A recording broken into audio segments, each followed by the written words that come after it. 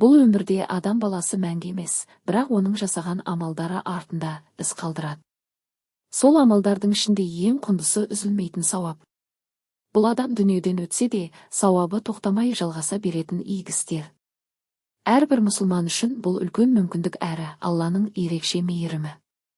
Үзілмейтін сауаптың ең белгілі түрлерінің бірі садақа жария. Яғни, адамдарға пайдасы тиетін іс жасау. Мысалы, ағаш отырғызу, құдық қаздыру, мешіт салуға үлес қосу, немесе білім тарату. Егер сен бір адамға пайдалы білім үйретсең, ол оны басқаларға жеткізсе, сенің сауабың жалғаса береді. Бұл сауаптың ең көркем түрі. Сондай-ақ тәрбиелі ұрпақ өсіру де үзілмейтін сауапқа жатады. Егер балаң жақсы адам болып, дұға қылып, саған сауап тілесе, ол да сенің амал дәптеріне жазылады. Сондықтан әрбір ата-ана баласына тек дүние емес, иман мен тәрбие беруі керек. Кейде адамдар мен үлкен іс жасай алмаймын деп ойлайды. Бірақ үзілмейтін сауап міндетті түрде үлкен қаражатты талап етпейді. Біреуге дұрыс жол көрсету, қиындықта қолдау білдіру, жүрекке үміт сыйлау, осының бәрі Алланың алдында үлкен амал болуы мүмкін.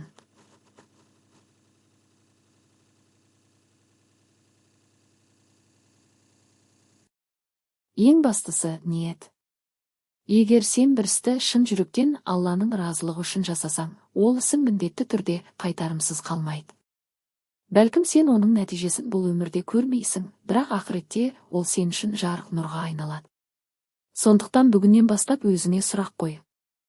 Мен артында қандай із қалдырамын? Уақыт өтіп жатыр, бірақ әрбір күн мүмкіндік.